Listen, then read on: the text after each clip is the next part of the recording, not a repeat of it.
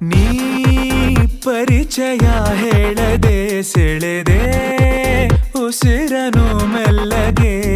ನಾ ಹೊರಟರು ಎಲ್ಲಿಗೆ ತಲುಪೋ ತಾಣ ನಿನ್ನಲ್ಲಿದೆ ಬಿಸಿಲ